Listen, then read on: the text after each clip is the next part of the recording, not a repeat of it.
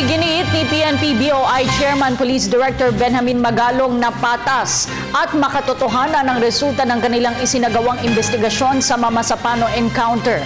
Nanindigan rin ang opisyal na hindi saklaw si Pangulong Aquino ng chain of command ng PNP. Si Alvin Baltazar ang ating tagapagbalita.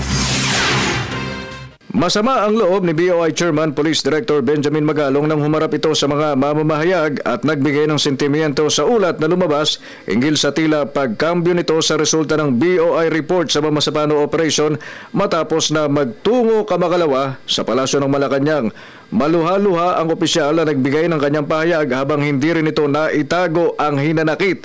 Sa lumabas na ulat, paninindigan ng opisyal, itinaya nila ang kanilang career para sa malaking responsibilidad na kanilang imbestigahan ng kontrobersyal na misyon at nakakalungkot lang na sa isang iglap ay mapag-isipan din na nagbago ang kanilang prinsipyo.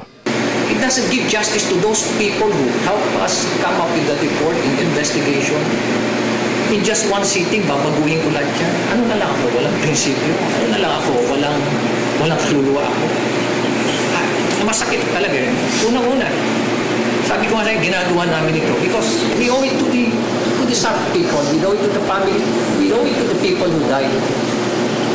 It would be injustice to them na in just one sitting, in just one interview, papaguhin ko na kagad at gano'n na lang sasabihin ko na lahat ng nilagay namin sa BOI report. Giit ni Magalong, hindi saklaw ng PNP chain of command ng Pangulong Noynoy Aquino at ito naman anay na sa record ng BOI findings.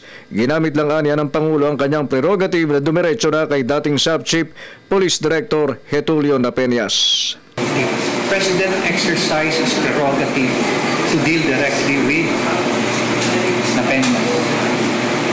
Dealing with Napeñas bypass the chain of command. Aminado si Magalong, nasaktan siya sa lumutang na balita na anya ay malisyoso at irresponsable.